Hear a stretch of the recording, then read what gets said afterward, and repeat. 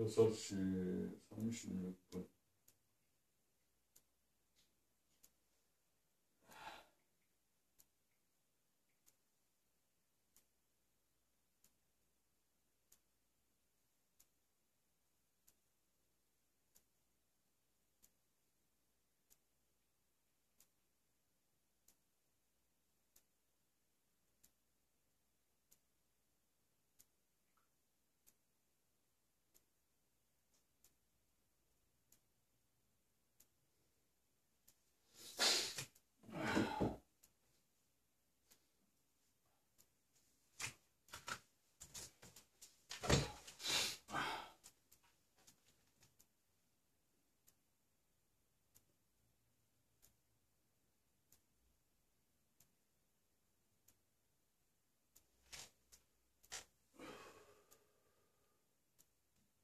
휴일날은 좀 더 많은 시간을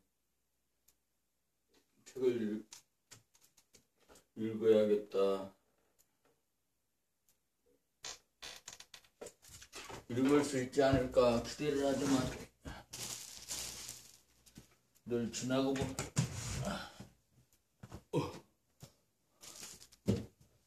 보면 여기는 술을 마셨다거나 술을 마시거나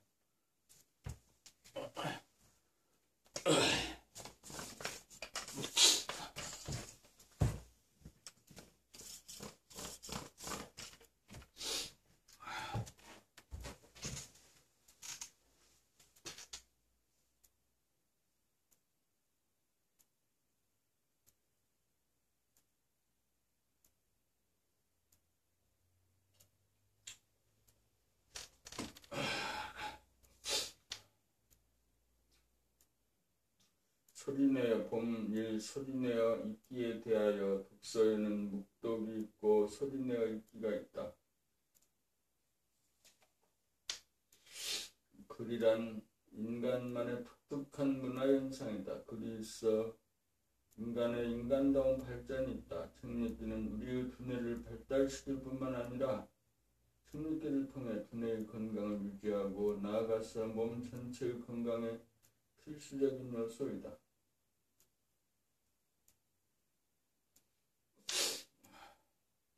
봄나라 공부는 두뇌의 감각을 개발하는 공부이므로 가급적 소리내어 읽으면서 자기의 목소리를 자기의 귀로 듣는 연습을 부단히 행하는 것이 봄 공부의 요체에 해당한다. 책 읽기에 전념하면서 읽는 자기의 목소리를 듣는 연습을 한다는 것은 지금 여기에 끼어서는 가장 좋은 방법이다. 소리내어 읽기를 할 때에는 내용을 이해하려는 노력을 잠시 미루어 두고 해야 한다. 혹시 내용이 이해가 되지 않는 경우가 생기면 소리내어 읽기의 진도가 나가지 않고 중단될 염려가 있기 때문이다. 그 점에 대해서는 걱정할 필요가 없다. 내용이 이해가 되든지 안 되든지 개념치 말고 자기의 소리를 듣는 것에 만족하고 그냥 읽기를 진행하느라면 저절로 이해가 되도록 600가지의 제목에서 각도를 달리하여 설명하고 있기 때문이다.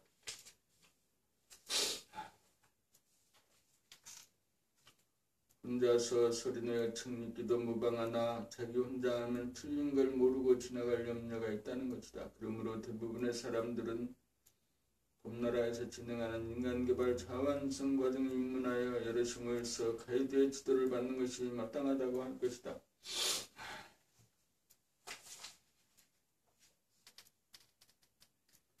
봄 이 눈으로 정확하게 보기. 소리내어 책 읽기를 하려면 우선 눈으로 글씨를 보아야 한다. 책에 쓰여있는 그대로를 보는 것이 눈으로 정확하게 보기이다. 눈으로 정확하게 보지 않게 되는 까닭은 생각이 끼어들기 때문이다. 생각이 감각을 이긴 상태에서는 감각이 그만큼 무뎌져 눈으로 정확하게 볼 수 없는 현상이 생긴다. 눈으로 정확하게 보기 위해서는 감각이 생각을 이긴 상태가 되어야 한다. 감각이 활짝 열려 한 생각도 뜨지 않게 만들어야 한다.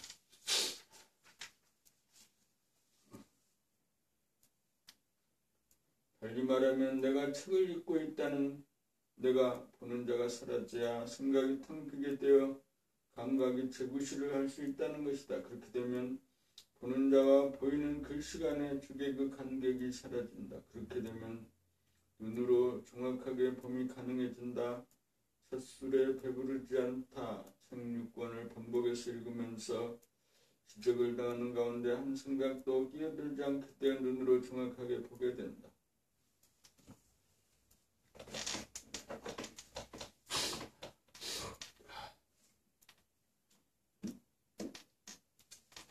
입으로 정확하게 읽기, 감각이 생각을 이겨 한 생각도 없는 가운데 감각이 분노하여야 눈으로 정확하게 보기가 가능하다. 다음으로는 정확하게 본 것을 어떤 음색으로, 어떤 톤으로, 어떤 음정박자로 어떻게 고조장단을 내느냐, 어떤 소리를 내느냐가 관건이다. 그 사람이 말하는 소리를 들어보면 그 사람의 현재의 의식 수준이 그대로 나타난다. 마찬가지로 책 읽기 하는 소리를 들어보면 모든 것이 거기에 고스란히 담겨져 나온다.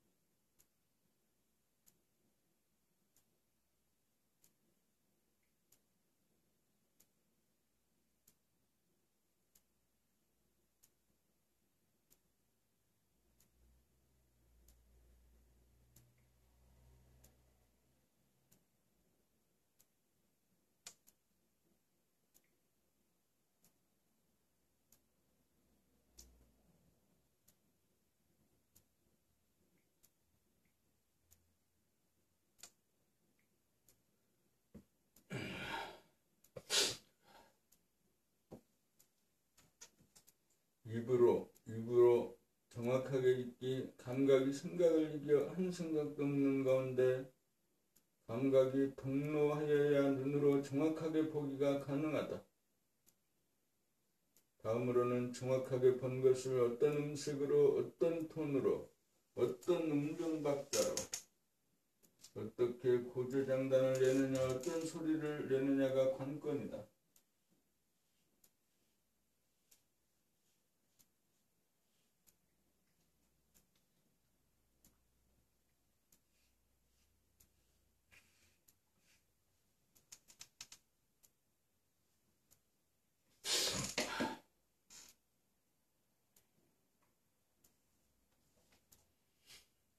그 사람의 말하는 소리를 들어보면 그 사람의 현재의 의식 수준이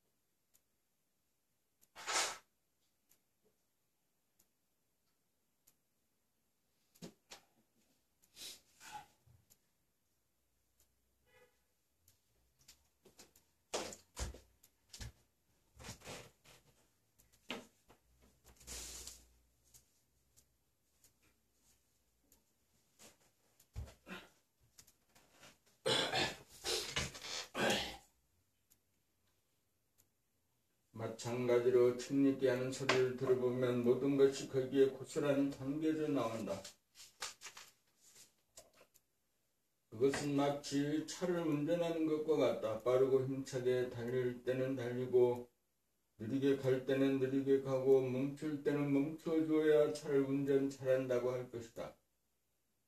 다 같은 노래라도 가수가 부르는 것이 다르고 가수가 아닌 사람이 부르는 것이 다르다. 입으로 정확하게 읽기가 되려면 글 쓴 자가 다르고 글 읽는 자가 다르다는 생각이 전무하여 자기가 쓴 글을 자기가 읽는다는 느낌으로 고조장단과 완급을 가려 단전에서 우러나오는 목소리로 입으로 읽어야 한다. 노래에 악보가 있듯이 글에도 악보가 있다. 생각을 비운 상태에서 감각으로 입으로 잘 읽어야겠다는 생각마저 지우고 저절로 터져나오는 소리를 내어야 한다. 그렇게 나오는 소리는 바람소리, 물소리와 같이 자연의 소리를 닮아 듣기가 좋고 시원한 감을 주위에 울려 펴지게 한다.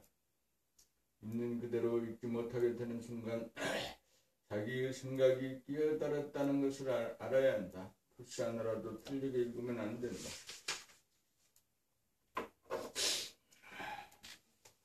입으로 읽기 공부가 이렇게 중요하다. 우리는 책 읽기 공부를 통해 일상생활에서 말하는 버릇을 고쳐 맑고 아름다운 소리로 자기를 고치고 개선시켜 나갈 수 있다. 음정 박자가 맞는 진실한 소리를 대상과 사안에 따라 낼 수 있는 능력이야말로 인간 만사의 가장 기본적이고 근본적인 능력이다.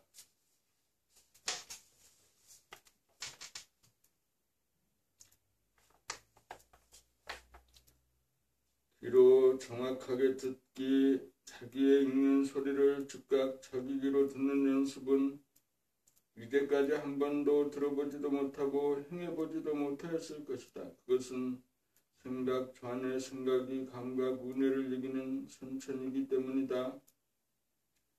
좌뇌분이 생각 위주의 의식 수준의 단계에서는 생각을 내거나 읽기에 에너지를 쓰는데 급급하여 생각이나 소리를 듣지 못한다. 에너지의 수준이 생각을 내는데 한정이 되어 생각, 마음이나 소리, 몸을 감각하지 못한다.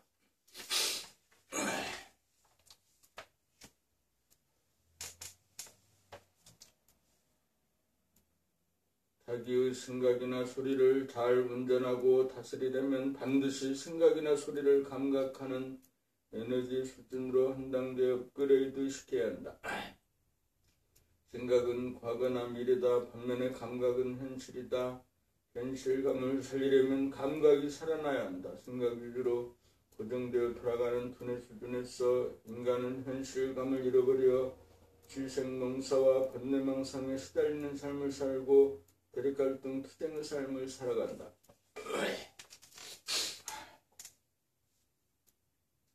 자기 목소리를 자기가 들을 수 있는 능력을 개발하는 것이 지금 여기에 깨어 삶이다. 지금 여기란 아무 문제가 없는 현실이다.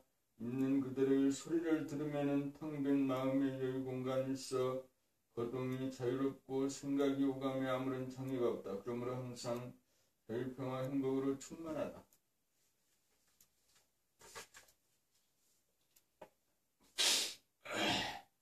책 읽기 소리를 들을 줄 아는 능력이 생겨야 일상생활 가운데 자기의 말소리를 자기가 들으면서 말하는 능력이 생겨 말의 실수가 없어져 후회하고 자해하는 일이 없어진다. 자기의 말소리를 들으면서 말한다는 것은 자각적 주체적으로 말씀이 가능하여 자기의 생각이나 말을 다스리면서 말하는 능력이 생겼기 때문이다. 이러한 능력을 기르기 위해 우리는 책 읽는 소리 듣기 연습을 부지기수로 해야 한다.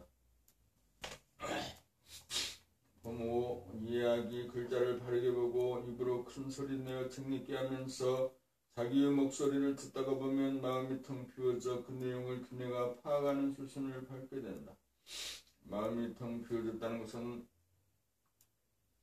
감각이 활짝 열리고 깨어나 한 생각도 없는 무한의 공간이 확보되어 책의 내용을 감상하는 능력이 생긴다. 이때 은혜의 감각으로 눈으로 보고 귀로 들으면서 좌뇌의 생각으로 개념을 정리하여 책의 내용에 대한 감각, 감상이 이루어진다.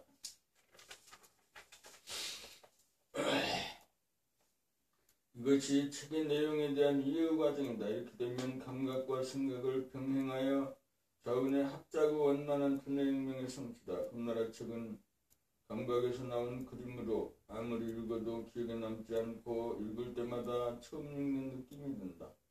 완전한 이해가 도출되면 생각으로 암기하거나 기억할 필요가 없어진다. 그러므로 큰 소리로 책 읽기 하면서 이해가 이루어지면 하루 종일 읽어도 하나도 남는 것이 없어 계속 텅 빈 상태에서 충만해진다. 그렇게 텅 빈 여유 공간이 확보되고 일심의 지도리가 서면 밝고 밝아 천만 가지 생각을 감각함에 능치 않음이 없고 걸리거나 막히지 않아 생각에 놓여서 생각의 주인으로 거듭난다.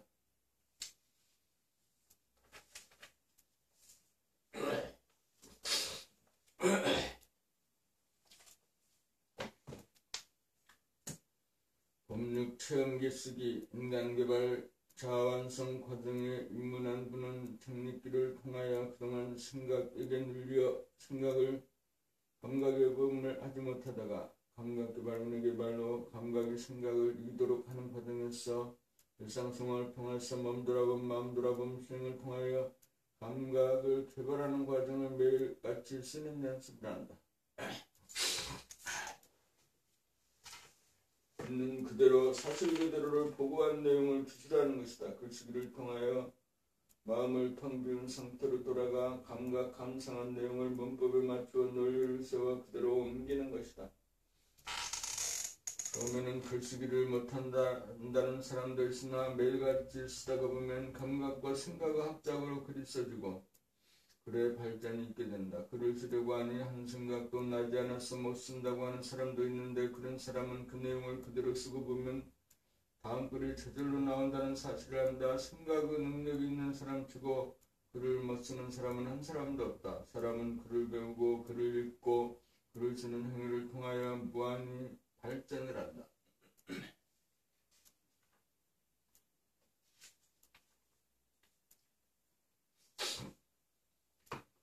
사무 능력도 글 쓰는 능력에 비례한다. 글을 쓰다가 보면 자기의 생각을 정리하여 개념 정리하는 능력이 저절로 생긴다. 글을 쓰는 능력이나 말하는 솜씨는 다 같이 생각의 능력에 달렸고 생각은 감각이 뒷받침해 줄 때 잘 이루어진다.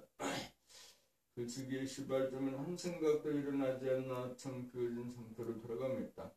텅 비어진 상태가 익숙하지 않아 참지 못하고 거부감을 느끼거나 저항하지 않게 되어야 글이 제대로 쓰인다. 글은 생각에서 나온다. 생각을 제대로 사용하려면 일단 생각이 비어진 상태로 돌아가야 한다. 일을 하는 것도 결국은 생각을 비웠습니다. 생각을 비웠기 위해서는 생각을 몽땅 비움의 상태가 필요하고 기꺼이 그러한 상태에 들어가 기다릴 줄 알아야 한다. 생각을 비웠다가 생각이 나와야 천대적인 글이 나온다. 그렇지 않으면 고작 모방이나 답습에 그리기 쉽다.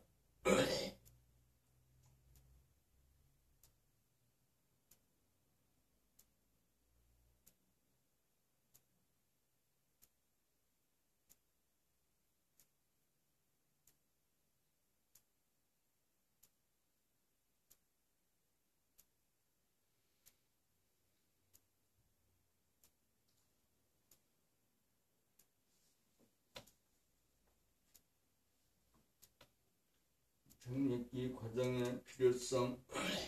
대부분의 사람들은 책을 묵독으로 한 번 읽고 한다는 말이 내가 이미 다 아는 거야 아니면 내용을 다 이해했다고 생각하고는 책을 덮어버린다는 것이다. 전해본인 생각을 위해 사람들이 갈 수밖에 없는 한계성이다. 금나라 책 문권을 통한 인간개발 자원성 프로젝트는 내용을 아는데 그치지 않고 그 내용을 생활 가운데서 실천 긍정하여 생각이 감각을 이기던 전해본을 두뇌의 상태를 감각이 생각을 이기도록 한다. 좌우뇌가 균형 잡히고 조화로운 두뇌 혁명을 이룩하여 통하여 생각의 노예 상태에서 생각의 주인으로 거듭나도록 하는 데 있다.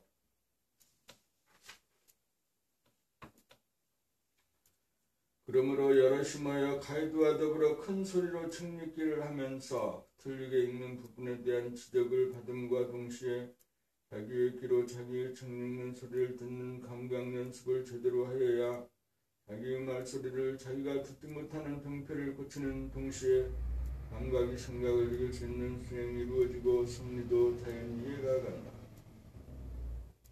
금나라 공부의 일체는 큰 소리로 책 읽기 아니고 매일 체험 기록입니다.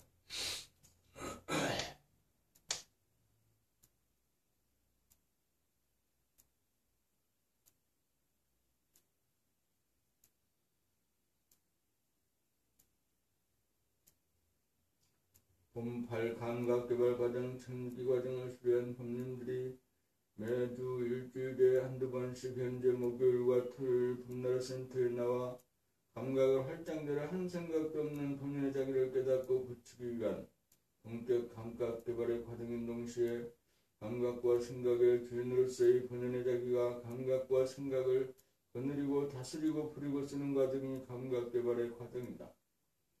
방법은 일상생활의 문제점을 문답을 통해 제기를 하는 데 따라 감각과 생각을 동원하여 문제를 해결하는 방식과 원하님의 세계를 돌아가며 책 읽기 하고 점검받는 식으로 진행된다.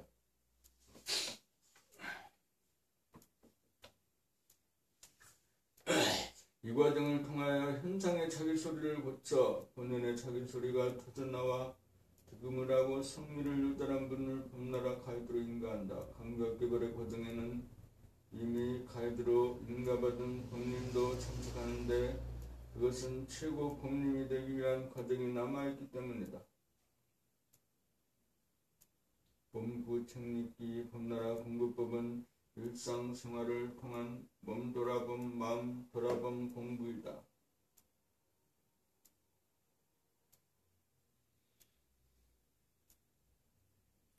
돌아봄을 통하여 생각에게 억눌려 맥을 추지 못하던 감각을 일깨우고 개발하여 감각이 매 순간 생각을 이기도록 하는 능력을 얻도록 하는 공부다.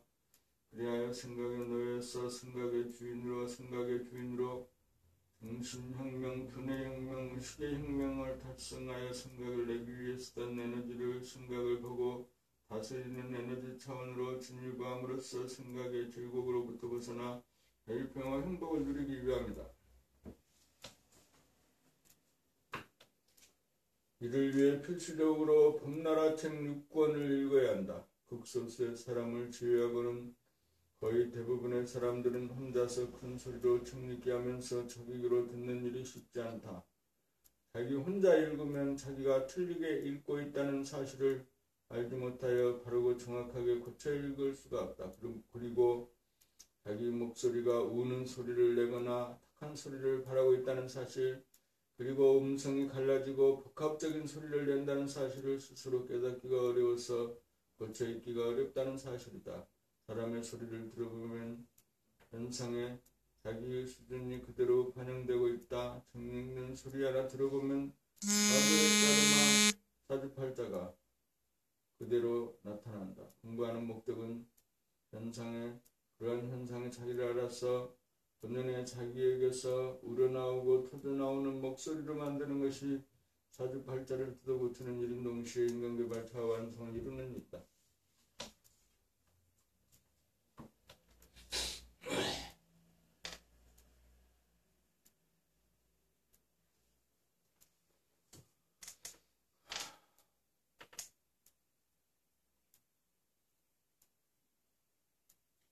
그러므로 봄나라 공부법은 책 읽기다. 감각을 개발하는 방법으로 큰 소리로 책 읽기 하면서 자기 귀로 자기의 목소리를 듣는 공부 이상가는 공부가 없기 때문이다. 눈으로 책에 쓰인 글씨를 있는 그대로 보고 입으로 발음을 하면서 귀로 그 소리를 있는 그대로 듣는 연습을 6권의 책을 통독하다가 보면 일부러 책의 내용을 따로 이해하려고 하지 않아도 감각이 명료해짐에 따라 저절로 터득이 될 것이다. 봄나라에는 하들자로서 득음의 경지에 도달한 가이드가 책 읽기 과정을 통해 여러분의 책읽기를 통한 감각개발을 위해 거두어줄 준비가 완료가 되어 있다. 책읽기를 통해 감각이 개발되면 된 만큼 일상생활에서의 몸 돌아봄, 마음 돌아봄을 통한 지금 여기에서의 의기의 삶이 가능하다.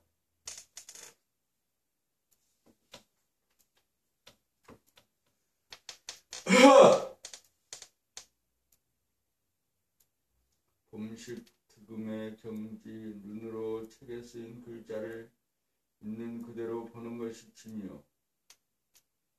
입으로 소리내어 틀림없이 읽음이 선을 행하며 진과 선이 어우러져 나오는 자기의 목소리를 자기의 귀로 듣노라면 현상에 자기의 목소리가 소멸되고 본연의 자기의 목소리가 터져나와 아름다워진다. 진선미가 이루어진다. 그리하여 득음의 경지가 된다. 득음의 경지가 되어야 감각이 생각을 이기는 경지가 밖으로 나타나 보인다. 봄 10일 공부나 일을 잘하지 못하는 까닭 인간개발 자아완성이란 한마디로 무엇을 말하는가? 그것은 쓸데없는 생각을 일으키지 않아 번뇌망상이 없어 편안한 상태를 유지하는 능력을 얻어야 한 생각을 제대로 다스리고 그리고 쓸 수 있게 되어 똑똑한 사람이 되는 것이다. 그러므로 편안함과 똑똑함은 둘이 아닌 하나이다. 다시 말하면 감각개발을 통한 두뇌혁명을 이룩합니다. 전의 본위로 생각 위주로 돌아가는 두뇌의 상태로 인하여 감각이 생각에게 억눌려 운해를 제대로 쓰지 못하는 단계에서 감각을 활짝 열어 한 생각도 없는 상태를 만들 줄 알아야 저운해를 동시에 사용함이 가능하여 감각과 생각을 제대로 다스리고 부리고 쓰는 일이 가능해진다.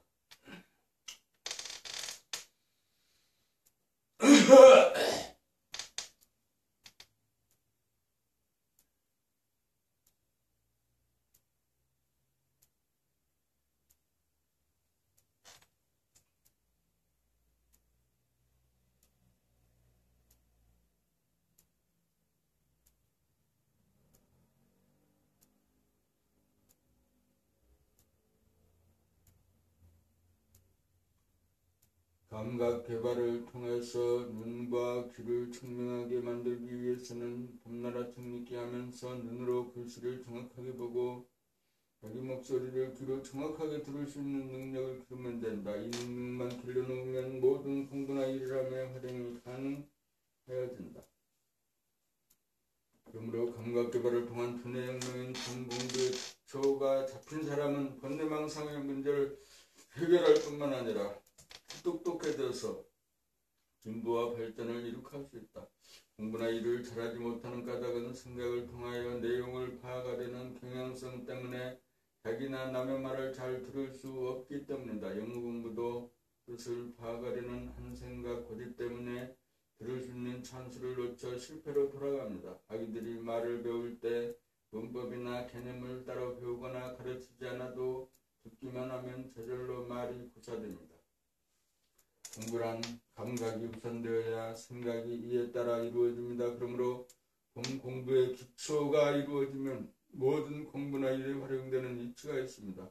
예술이나 체육 분야도 마찬가지입니다. 감각개발이라고 하는 난관을 뚫기만 하면 삶의 문제는 저절로 이루어집니다. 이것이 태도입니다.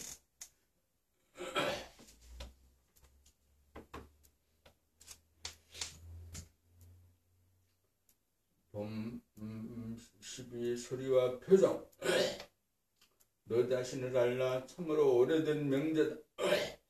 그러나 어떻게 해야 하는 것인지 거기에 대한 구체적인 답은 여전히 없다. 이제 답을 제시해보고자 한다.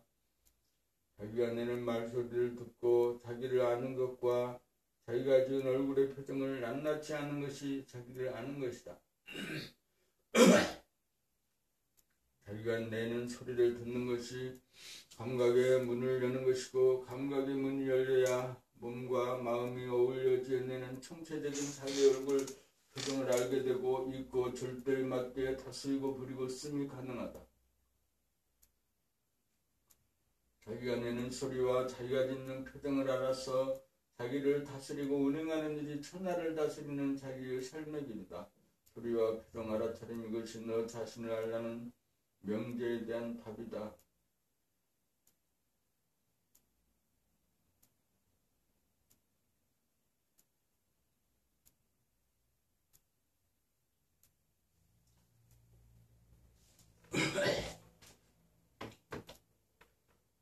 13. 지식이 아닌 감각으로 대화하는 법.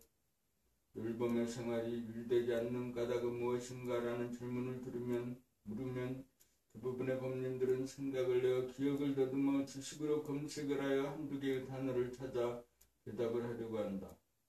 기억을 더듬어 그 답을 찾아내지 못하면 당황하거나 좌절에 빠지고 만다. 어쩌다가 비슷한 개념을 찾아 간신히 말을 해도 맞는지 틀린지 몰라 자신이 없어 한다.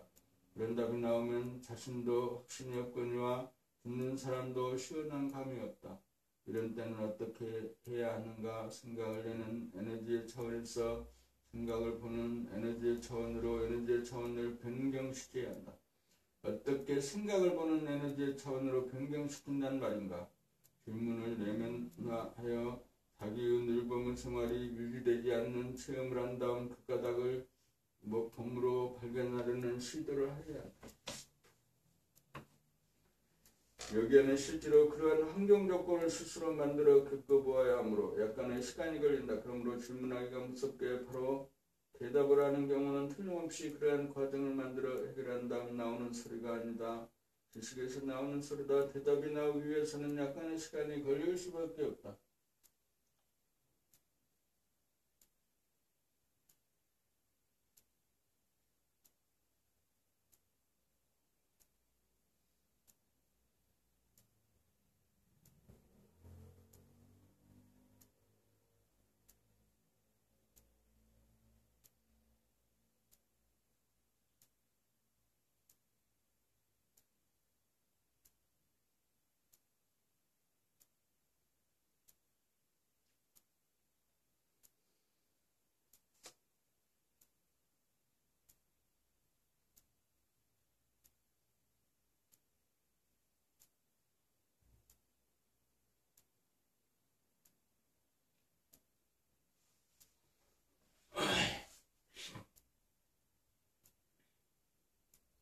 얼굴 표정 알아차리기를 수동적이라고 하면 문답법은 능동적인 측면이 강하다. 얼굴 표정 알아차리기는 수동적으로 바람 불고 물결치는 소식을 감지하는 것이라면 문답법은 능동적으로 바람 불고 물결치는 환경 조건을 내면에 구축하여 거기에서 체험적으로 문제 해결을 발견하는 창조적인 과정이다. 문답법은 문제를 회피하려는 경향성을 극복하기 위하여 적극적으로 다가가고 받아들여 내면을 현실화하여 돌파하고 해결하는 창조적 과정이다. 생각을 알아차리는 소극적인 방법에서 한 걸음 나아가서 부리고 씀으로 인한 해결책이다. 그렇게 하고자 하면 모르는 자리로 돌아가 거기서 출발해야 한다. 질문을 받으면 즉각 모르는 자리로 돌아갈 줄 알아야 한다. 마음을 텅 비워야 질문을 받아들이고 구축할 수 있어 체험을 통하여 발견이 이루어지기 때문이다. 발견이 이루어진 데서 가려진 언어가 진실한 문답법이요 지식이 아닌 감각으로 대화하는 법이다.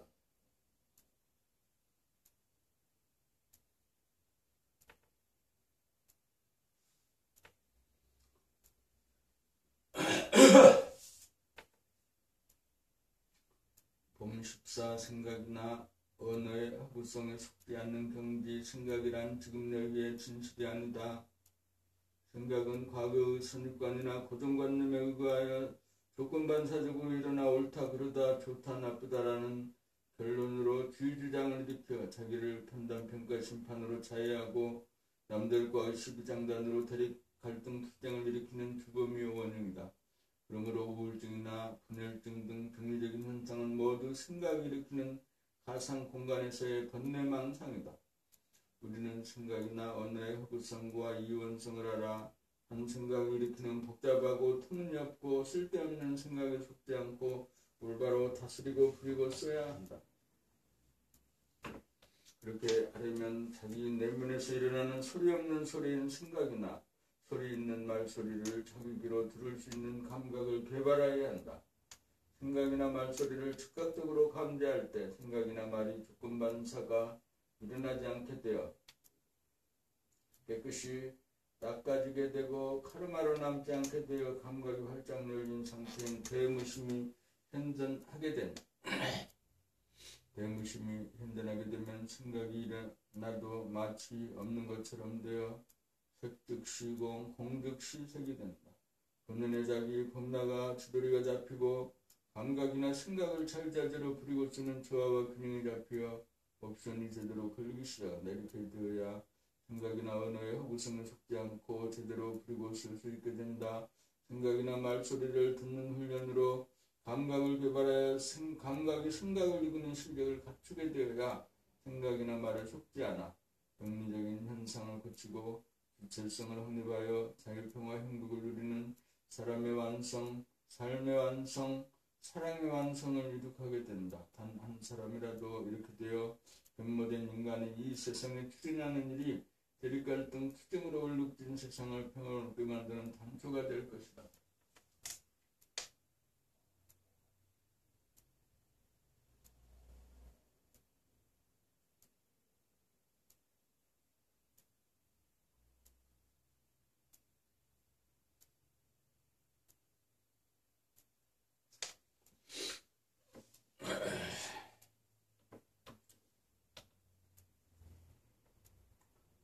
봄 15. 무엇 때문에 공부하는가 심적인 고통으로부터 벗어날 볼 작정으로 공부한다.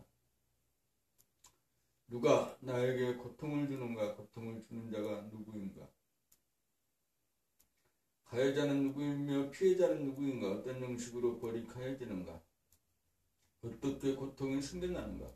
현재 은하가 과거의 날 윤리도덕, 선악이분법 등으로 형성된 선입관, 고정관념 등으로 선악을 판단, 평가, 심판하는 순간 후공이 갈라지는 고통을 느낀다. 또한 현재 은하가 미래 은하를 유추하여 인신걱정, 불안공포라고 하는 번뇌망상에 빠지는 것이 또 다른 고통이다. 그것은 심리적인 분열 현상에서 나타난다. 그것은 가상의 공간에서 일어나는 시간적인 분열 현상이다. 그것은 생각이나 말이 지어내는 허구이다. 그렇다면 어떻게 고통으로부터 벗어날 것인가? 생각으로 지어내는 에너지 차원에서 생각으로 지어내는 것을 보고 듣고 아는 에너지 차원으로 생각을 감각해보는 차원으로 한 단계 업그레이드 시켜야 생각의 허구성에 속지 않을 뿐더러 생각이 제 뜻대로 작동하지 못하도록 다스리고 부리고 쓸 수 있어서 심적인 고통으로부터 벗어날 수 있다.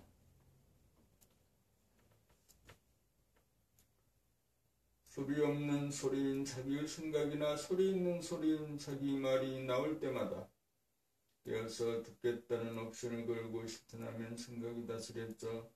고통을 더 이상 만들지 않는다. 자기의 말소리를 들을 수 있을 때 소리 없는 소리인 자기의 생각까지 들을 수 있다. 생각을 들을 수 있을 때 생각이 다스려져 고통이 생겨나지 않는다. 고통을 만들지 않고 살면 어떤 변화와 효과가 나타나요. 감각이 활짝 열린 드넓은 공간에 안주하여 마음이 부자장자가 되고 표정이 펴지고 제 소리가 나옵니다. 항상 남의 말에 귀를 기울여 잘 듣는 사람이 되고 편안하고 똑똑한 사람이 됩니다. 자기를 깨달아 깨어난 자가 되어 감각과 생각에 대한 옵션권을 행사하여 자기의 성질, 기질, 체질을 재창조하여 자유평화 행복을 누리는 누리의 주인공 만물의 영장이 됩니다.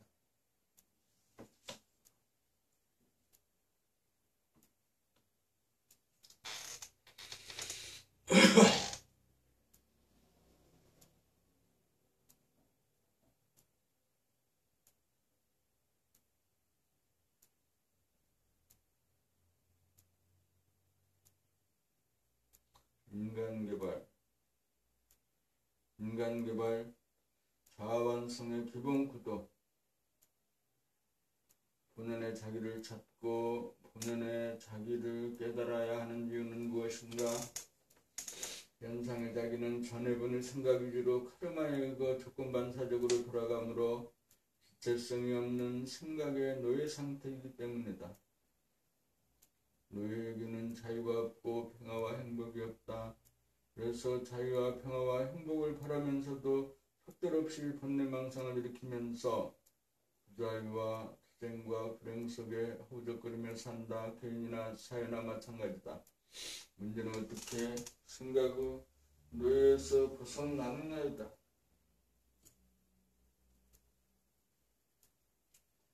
조건반사적으로 생각이 꼬리에 꼬리를 물고 돌아가는 상태에서는 감각이 억압당하여 죽음력이여 현실에 둔감하여 망상세계에 빠져들 수밖에 없다. 어떻게 해야 마비된 감각을 일깨우고 활성화할 수 있는가? 생각을 감각해보는 연습을 부지기수로 하는 수밖에는 없다. 생각을 소리 없는 소리라면 말은 생각에서 발현되는 소리 있는 소리다. 감각이 억압된 상태에서는 소리 없는 소리인 생각을 듣기 듣기가 어려우므로 우선 소리 있는 소리인 읽는 자기 소리부터 듣는 연습을 하여 자기가 읽는 소리가 들리기 시작하면 차차 일상생활에서 자기가 하는 말소리가 들리기 시작한다. 자기 말소리가 들리고 생각을 알아차릴 정도가 되면 감각이 활짝 열려 무심한 가운데 일심에 두드리가서 본인의 자기를 깨달아 자기를 찾게 된다.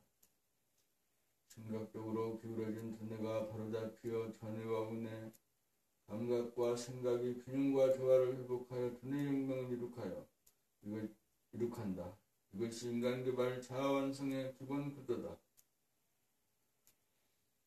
이렇게 되어야 생각과 감각이 생각에서 성성으로 바뀌는데 본인의 자기가 제자리에 들었었기 때문이다.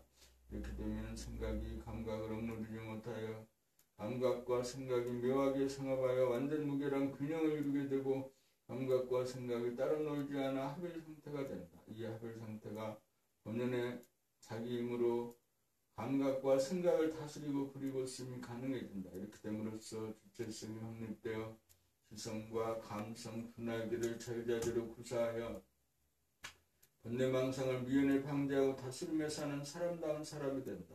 이렇게 본연의 자기를 찾고 본연의 자기를 깨달아 거듭난 사람이 탄생하여야 우주의 섭리가 이루어져 자유와 평화와 행복의 나라, 꿈나라가 건설된다.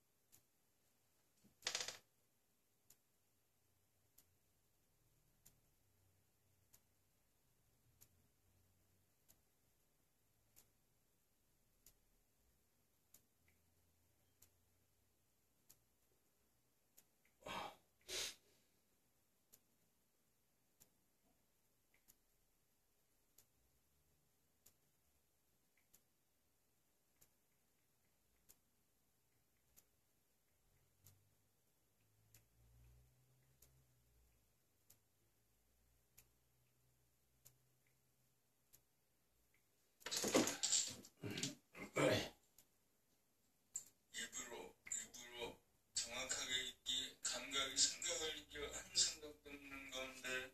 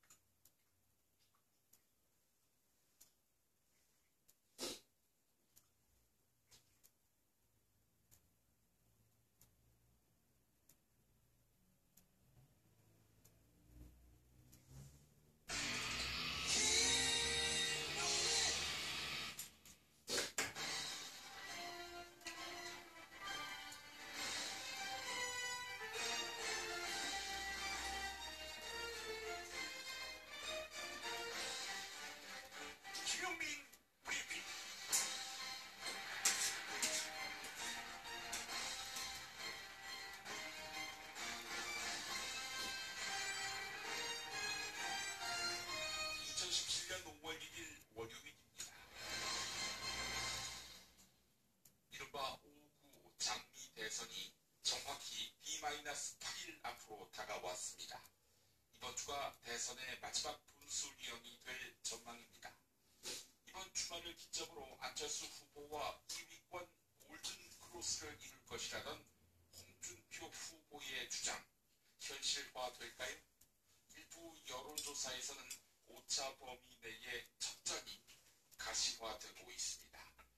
한편 모레까지 조사되는 여론조사 결과만 선거 전에 공표할 수 있게 됩니다. 아울러 이번 주 목요일과 금요일 사전투표가 예정돼 있습니다. 삼성과 롯데 등에서 592여 개 뇌물을 받은 혐의를 포함해 18가지 죄목으로 기소된 전직 대통령 박근혜의 첫 재판이 이번 주 시작됩니다.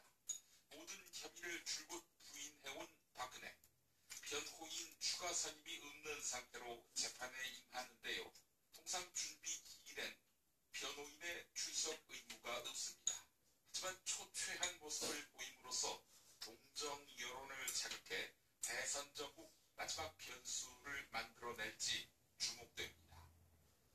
월요 스페셜로 함께할 1부 시작하겠습니다. 어제 올 김용옥 선생과 함께하는 북콘서트 공개방송.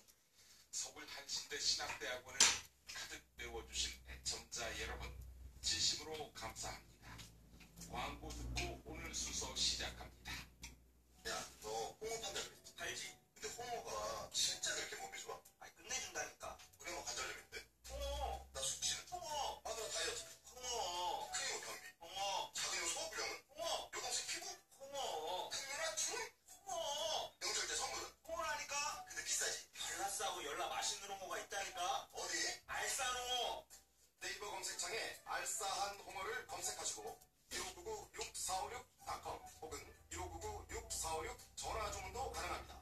하나 더, 알싸한 홍어는 진공포장 택배 배송 판매하며 직접 개발한 특제 소스를 서비스로 드립니다.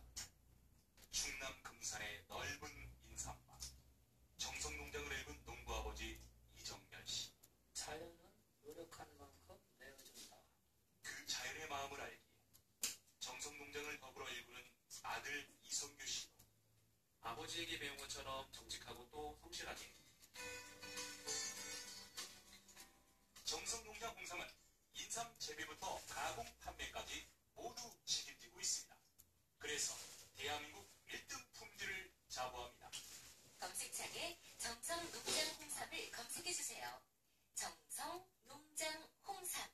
전화문의는 010-9754-6972.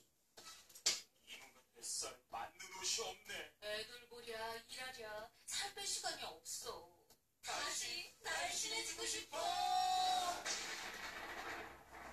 다이어트 전문 쇼핑몰 비타샵에서 국내산 동결건조 생식과 통곡물의 3가지 단백질 그리고 비타민 미네랄을 더해 만든 다이어트 전용 그린 스무디를 추천합니다. 이건 어떻게 하는 거죠? 하루 한 끼 맛있고 든든한 비타샵 스무디로 바꿔 드시면 됩니다. 1522-6648 1522-6648 혹은 비타샵을 검색해주세요.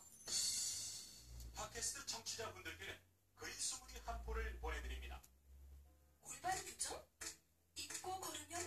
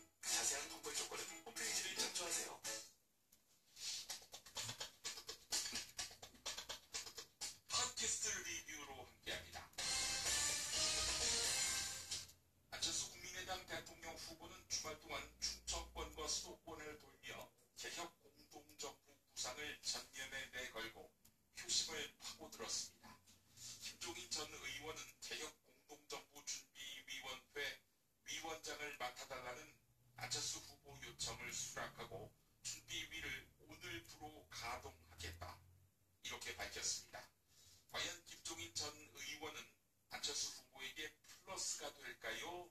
마이너스가 될까요? 김종인을 경험한 정청래 더불어민주당 전 의원의 회고가 주목됩니다. 더불어민주당 서울시장 팟캐스트 서당캐 발언 일부 들어보겠습니다. 근데 이제 추구 선생의 심리를 분석해보면 지금까지 패턴이 뭐냐면 자기가 뭘 하지를 못해요. 자기가 자체적인 생각은 없어요. 그러다 보니까 누구한테 딱 붙어가지고 정권을 임해달라. 항상 그게야. 그 다음에 정권을 임해달라는 것에 대한 온도가 다른 거야. 그런데 나한테 정권을 임한다고 해놓고 나한테 이렇게 대접할 수 있냐? 그걸 삐져서 돌아서. 지금까지 박근혜 대통령 도울 때도 그랬잖아요. 그러더니 박근혜 대통령이 뭐 나한테 전화 한 통도 없다. 뭐 나한테 그러더니 삐졌어. 더불어민주당이 왔어. 근데 그때 총선 때 자기가 정권을 행사했지 않습니까? 그 열쇠로 몰아서 당대표까지 생각을 했던 것 같아요. 안 돼. 너 나한테 당을 다 맡겨놓고 이럴 수 있냐? 또 나가. 그게 안철수한테 갔잖아요. 그 이제 내가 무조건 정권을 내고 이익받는 것처럼 하다가 물론 안철수는 안 되겠지만 어쨌든 또 삐져. 이렇게 갈 것 같은데 그 김종인 대표를 이제 잘 아시잖아요. 그분 좀 성격이 사실 좀 럭비공 같으신 것 같아요. 그분은 제가 경험한 바에 의하면 저 컷오프 되기 직전까지 저하고 독대하고 아침 둘이 식사하면서 사실 또 저한테 뭉쳐 어떻게 하면 좋겠냐고 상의도 하고 그 웬만한 사람 못하잖아요. 직접 승리를 해요. 저하고 상의도 했었어요. 그러고 나처럼 거예요. 이 지역은 아니고 가끔 전화해가지고 그쪽 지역은 어떻게 생각하냐 이러고 아니 그렇게 얘기를 하면 사실 당시에 정청래 의원님은 마포구는 전혀 걱정 안 했을 것 같아요. 낙천 시킬 사람한테 그런 거 상의를 안 하니까. 그렇죠. 그리고 이제 전화하다가 전화로 말하기가 좀 곤란한 내용이 있다는 거야. 그래서 아침에 보자는 거야. 그래서 누구가요? 그랬더니 정치부하고 당들이 좀 할 얘기가 있어. 그랬더니 중요한 포스터들이 있다 얘기를 해요. 몇 군데를 나하고 상의를 하더라고. 내가 이제 의견을 얘기했었어요. 근데 그러고 나서 나를 컷오프할지는 모르는 거 아니야. 그러니까 참 이상한 성격이야. 그러니까 저도 김종인 대표 관련된 에피소드가 있으면 저 지난해 8월 8일 날 중국 갔을 때 그때 우리 경기도잖아요. 기자들이 초선 국회 여성명 가면 어떻게 생각하냐 했더니 가서 뭐 하겠어? 그냥 관광 갔다 오겠지. 그때 박근혜가 막 직접 국무위원 소집해가지고 우리 뭐 좌파 세력이라고 정말 정치 공작을 했잖아요. 근데 우리 대표가 그냥 뭐 가서 뭐 할 수 있는 게 있겠어. 뭐 관광 갔다 오겠지. 내초적인 발언을 해서 근데 정말 처음 말씀드리는데 저 사실 그때 굉장히 충격적이었어요. 아니 저는 지금 조금 헷갈리는데 이분 대선 출마 선언하지 않았어요? 했었죠. 그거 어떻게 된 거예요? 어떻게? 안 하기로 했어요. 들어갔죠. 네, 들어갔어요. 제가 대선 출마 선언했을 때 출마 선언을 하되 완주하지 않는다. 이미 내가 예언했죠. 아니 뭐 기간이 상당히 붙어 있을 것 같은데 얼마 안 돼요. 근데 왜 실제 사람도 안 보이고 기자들도 뭐 관심도 없고 그러니까 아 이게 아니구나. 저는 이제 그래서 8월 8일날 축구할 때 8월 7일날 직접 김용희 대표 전화를 주셨어요. 그래서 첫 마디가 내일 갈 거냐. 근데 그날 그 청와대 홍보수석이 가지 말라. 초선 국회의원들이 만류하는 긴급 기자회견을 했었거든요. 제가 대표한테 아니 대표님 지금 청와대에서 우리 못 가게 하는데 만약에 저희 초선 6명이 중국을 안 가게 되면 이거는 외교적인 파장이 생길 것 같습니다. 청와대가 야당 국회의원들 중국 출장 가는 것을 가로막고 있는데 우리가 그런 압력에 불복해서 가지 않으면 중국에서라도 세계 언론에서 어떻게 보겠습니까? 그 말 되네. 그러면 대표께서 만약에 청와대에서 공식적으로 당에 요청을 했다 그러면 당 지도부가 검토하는 문제지만 대표는 그건 아닌 것 같습니다. 그리고 이 김종인 대표하고 안철수 후보하고 이 둘이요. 그 전에 김종인 대표 영입할 시절에 가해서 아주 거의 막 막말에 가까운 상대에 대한 아주 비난에 가까운 그런 평가를 했는데 이 상당히 뭐 상황이 급해서 그런지 어떻게 이렇게 됐는지 모르겠어요. 김종인 대표의 영입은 안철수 후보 측에서는 이제 대표에 도움이 될 거다라고 생각해서 이제 뭐 협조 요청을 했겠지만 우리 정청래 의원님 실제로 도움이 될까요? 제가 봤을 때는 안철수 지지율이 더 떨어질 겁니다. 이유를 말씀드리면 김종인은 사실상 지지를 잡아먹는 블랙홀이거든요. 시장에서. 왜냐하면 국민적 영향력이 아무것도 없다는 것이 사실상 본인이 대선 출마해서 지지율이 1%는 잘 나왔잖아요. 그리고 기여한 바가 좀 있긴 있죠. 호남에서는 지난 총선에서 우리 호남의 어떤 지휘권을 가지고 했잖아요. 총선에서. 호남에서 100% 실패하신 분이에요. 그렇죠. 그런 분이 다시 호남에 가서 호남에서는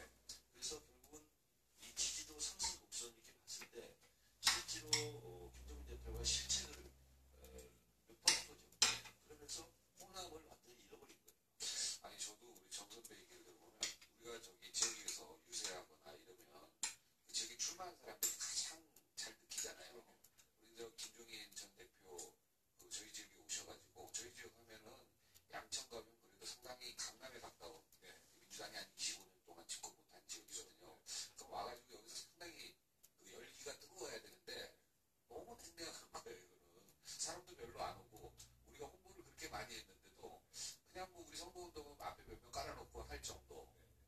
별로 근데 제가 못했어요. 총선 때 94군데 지원 유세를 갔습니다. 제가 그러니까 내가 전국적으로 다 돌아다니면서 그 분위기를 알잖아요.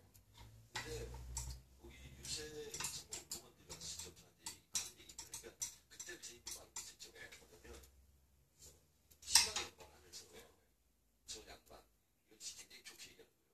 왜 여기 왔는지 모르겠다고. 오지 않았으면 좋겠다고. 오히려 우리가 선거운동하기 싫어진다고. 뭐 그런 얘기를 진짜 많이 했어요.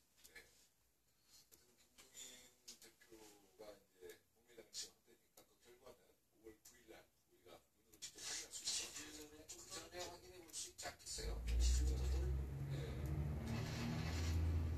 자유한국당 홍준표 대선 후보는 홍준표가 대통령이 되면 언론에서 겁이 날 것이다. 그러니까 어떻게 해서라도 대통령 안 시키려고 온갖 지랄을 다 한다며 언론에 대해 막말을 쏟아냈습니다. 또 어느 여론조사 기관, 유명한 기관인데 내가 출마 선언할 때 지지율이 8%인데 얼마 전까지 8%였다며 도둑놈 새끼들이다 라며 거듭 여론조사 기관을 비난하기도 했습니다. 막이라고 다 같은 말일까? 네.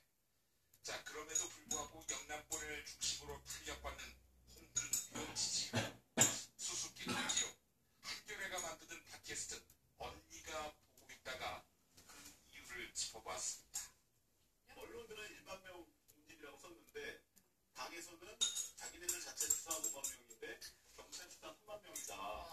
그리고 이제 그게 갭이 크지. 이게 해운대도 아니고 그래서 이제 해운대도 아니고 해운대 해병장이하고 많이 그러니까 기본적으로 선물시장이 이제 몇 달 전에 불이 나서 싹 가로 정비를 했잖아요.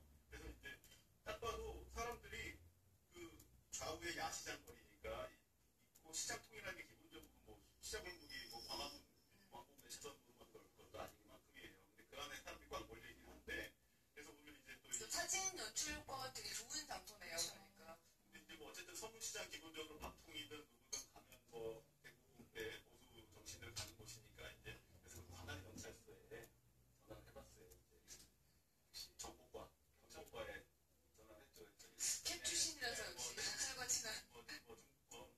저 한겨레 신문 김남기 기자 누구요? 그러니까 이제 우리 주 기자 처음 들어보니 저는 서울의 국회 주 기자입니다. 네.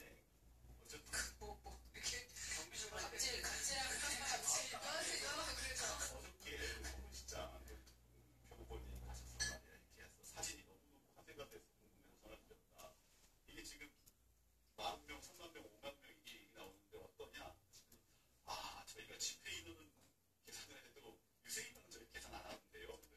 다만 그러면서 그리고 근데 서울시장 기본적으로 사람 많지 않나요? 그랬더니 그쪽에서 원래 야시장이 사람이 원래 많고요.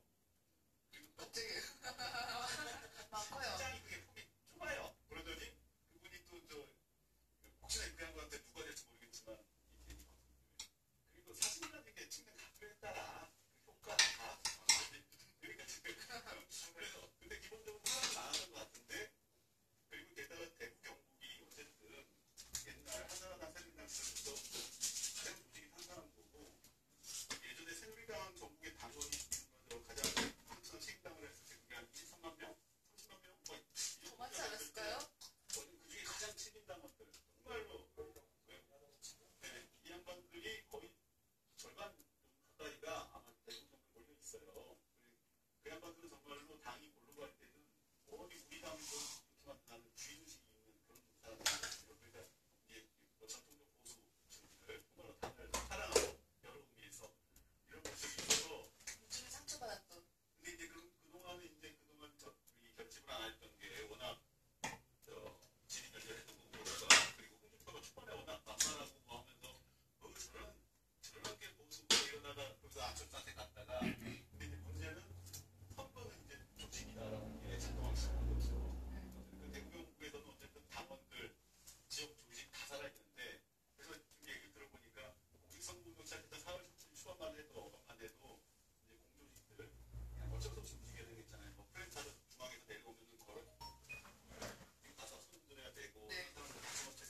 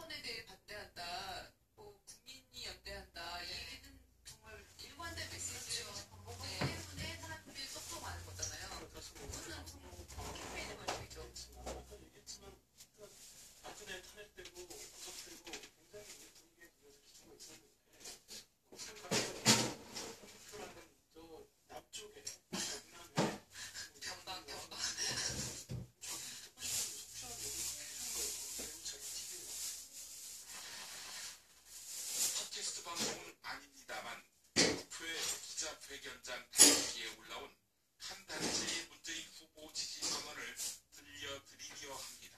의무 복무 중 사망한 군인의 명예 회복을 위한 전국 유가족협의회의 지지 선언입니다. 군에 간 자식이 시신이 돼 돌아온 기막힌 사연을 가슴에 품은 엄마들, 그들의 지지 선언입니다. 그런데 특별했습니다. 많은 언론이 이름 붙이기로 세상에서 가장 슬픈 지지 선언이라고 했습니다. 광고 후에 표동석하던 김프로제로 이어가겠습니다. 저를 함께 영원하는 단축물 쇼핑몰 네피알 기념품, 압리품, 기왕이면 네피알로 인터넷 검색창에 입력하시거나 032-519-4800으로 전화하세요. 카카오톡 아이디는 네피알. 현대인의 몸에 있는 독, 어떻게 치유할까요? 아로니아라는 열매에 나무가 있습니다. 검색창에서 장봉근 아로니아를 찾으시고 252-1194로 하시면 됩니다. 대한한의사 회장 김주건입니다. 우리에게는 중국을 능가하는 한의학이 있습니다. 정부의 의지만 있다면 한의학으로 세계 의료 시장을 선도할 수 있습니다. 국민과 함께하는 한의학, 대한민국의 미래를 만듭니다.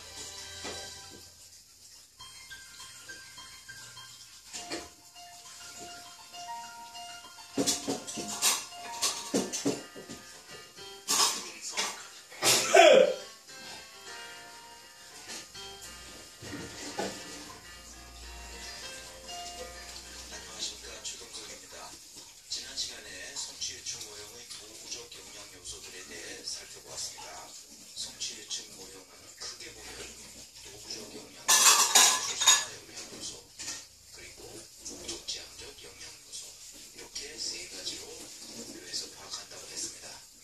이렇게 분류하는 이유는 어떤 일을 성취하는 과정에는 인풋 요소, 프로세스 요소, 아웃풋 요소가 반드시 필요하기 때문입니다.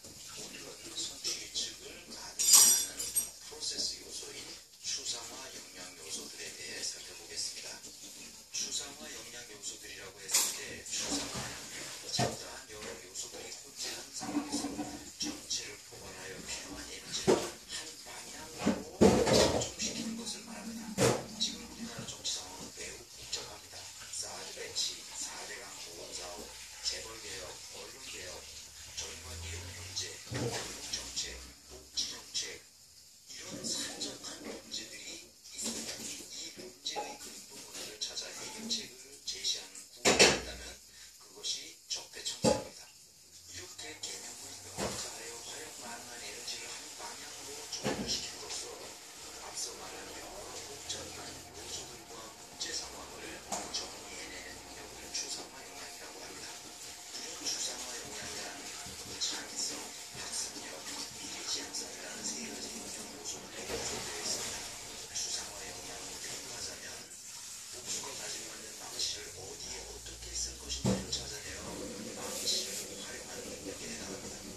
추상화 영향은 성취의 방향성을 결정하는 데 매우 중요한 역할을 합니다. 이 추상화 영향이 결핍되면 자신이 가지고 있는 좋은 도구를 어디에 어떻게 써야 할지 모르기 때문에 같은 짓을 하게 됩니다. 도구적 영양 요소들을 탁월한 수준으로 가지고 태어났지만 추상화 영양 요소들을 제대로 발휘하지 못하여 본인이 불행해질 뿐만 아니라 그가 속한 조직도 실패하게 하는 불상사를 겪는 경우가 아주 많습니다. 대표적으로는 우병우, 김기춘, 홍만표 등과 같은 경우죠. 본인들에게는 얼마나 불행한 일이겠으며 사회적으로도 얼마나 큰 손실이겠습니까? 타고난 쪽을 도구적 영향을 잘못된 곳에다 발휘하는 바람에 이렇게 되었습니다. 그러므로 추상화 영향을 잘 발휘하는 것은 도구적 영향보다 훨씬 더 중요합니다. 다시 반복합니다만 추상화 영향에는 창의성, 학습력, 미래지향성 등이 포함되어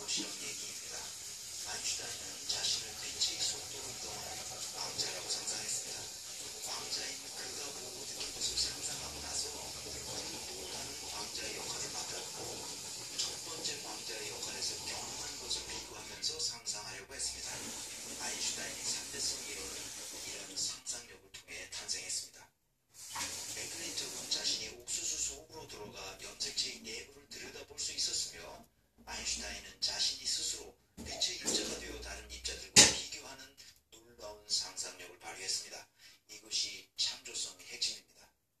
이처럼 창조성은 분석적 사고, 개념적 사고, 영재성이라는 도구적 요소들을 어디에 어떻게 써야 할지를 알고 그 도구를 아주 적절히 이용하여 창조적 산출물을 만들어내는 성향을 말합니다. 두 번째, 학습 능력 또는 학습력이라고 할 수 있는 추상화 역량을 말했습니다. 학습 능력이란 새롭고 다양한 개념들을 명확히 이해하거나 불명확한 상황들을 명확하게 개념화하는 것을 의미합니다. 나아가 반성적인 깨달음을 통해 기존의 풍념들을 새로이 재정의하는 능력을 말합니다. 안토 다다오라는 일본인 건축가가 아주 좋은 예입니다. 건축 분야에 관심이 있는 분은 안토 다다오를 잘 알고 있을 겁니다. 제주도 성지코지를 비롯한 몇몇 곳에 그의 작품을 볼 수 있습니다. 물론 콘크리트로 짓는 독특한 컨셉의 건축물들이죠. 안토 다다오는 실제로 대학을 다닌 적이 없지만 세계적인 건축가가 된 사람입니다. 한창 시절 공주 선수로 커리어를 쌓아가려고 했습니다. 오늘날 지역 챔피언인 카라다 마사히코와 스파링이 붙었습니다. 그는 이렇게 썼습니다. 스피드, 파워, 심폐기능, 회복력, 어디를 봐도 나와는 차원이 다르다. 내가 아무리 노력해도 절대로 저렇게까지 발전할 수 없을 것이다. 권투로 살아갈 수 있을지도 모른다는 희미한 기대가 완전히 무너지는구나. 그럼 도대체 내가 하고 싶은 것은 무엇일까? 나는 무엇을 할 수 있을까? 이렇게 고민하며 나의 내면을 들여다보았다. 그리고 어릴 적부터 늘 해오던 물건 만들기에 흥미를 잃지 않고 있다는 사실을 깨달았다. 학습 능력이란 이렇게 학교에서 좋은 성적을 받는 것을 의미하지 않습니다. 인생의 성찰을 통해 자신이 가지고 있는 장점을 어디에다 써먹어야 하는지를 아는 능력을 말합니다. 많은 사람들이 이 학습 능력이 약하여 자신의 능력에는 부합하지 않는 곳에다 에너지를 쏟아붓는 경우를 많이 보게 됩니다. 박근혜가 대표적인 경우입니다. 자기 자신이 어떤 능력을 가지고 있는지 스스로 인식하지 못하고 자신을 아주 과대평가합니다. 자신이 잘 할 수 없는 일에 욕심을 부립니다. 여기에 비극의 원인이 있습니다. 안도 다다오처럼 자신의 내면을 들여다보는 성찰이 필요한데 그런 성찰이 부족한 사람들일수록 높은 자리와 많은 권력을 차지하기 위해 허튼 수작을 부리곤 합니다. 셋째, 미래지향성을 보겠습니다. 미래지향성이란 미래에서 만난 문제를 인식하여 현 시점에서 생각할 수 있는 대책을 강구하고 미래의 기회를 위해 능동적으로 준비하려는 성향을 의미합니다. 지금 당장의 이익이나 쾌락을 위해 행동하거나 그저 며칠 후에 일어날 일을 상상하여 지금 준비하는 사람과 5년 후 또는 10년 후에 자신에게 어떤 일이 일어날 것을 미리 예측하여 지금 준비하는 사람은 분명히 그 마음가짐과 행동에서 큰 차이가 있습니다. 그러니까 자신이 가진 도구적 역량을 지금 당장의 이익을 위해 써먹는 사람이 있습니다. 우리는 이런 사람을 흔히 잔머리를 잘 굴린다고 하고 시대의 대세를 따라 시류에 휩쓸리는 사람이라고 할 수 있죠. 그러나 먼 미래를 상상하면서 그때를 위해 자신이 타고난 도구적 역량을 충분히 발휘할 수 있도록 지금 차분히 실력을 쌓아가는 사람도 있습니다. 우리는 이런 사람을 흔히 시류에 휩쓸리지 않고 주변 사람들에게는 왕따가 되더라도 미래를 위해 묵묵히 준비하는 사람이라고 할 수 있습니다. 예를 들어 보겠습니다. DNA 이중 나선 구조를 밝혀서 1962년 노벨 생리의학상을 받은 제임스 왓슨은 그의 자서전에서 다음과 같이 썼습니다. 생물학을 전공한 나는 변변치 않은 수학 실력 때문에 자연학자 외의 다른 일을 할 수 없으면 어쩌나 하고 대학 시절 내내 고민했다. 그러나 유전자를 쫓기로 결정한 이상 약점을 정면으로 돌파하는 수밖에 다른 도리가 없었다. 유전학의 본질은 유전자의 분자적 속성들을 이해하는 것이었다.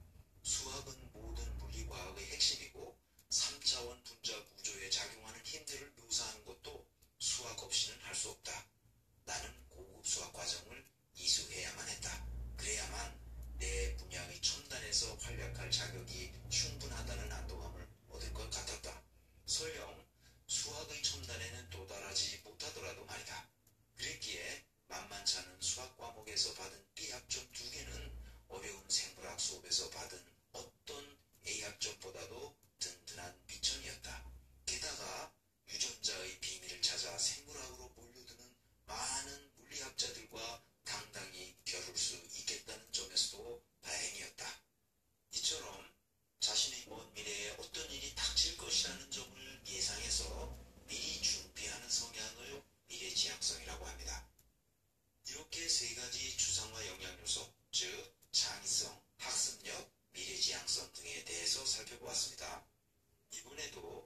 안철수의 추상화 역량에 대해 진단해 보겠습니다.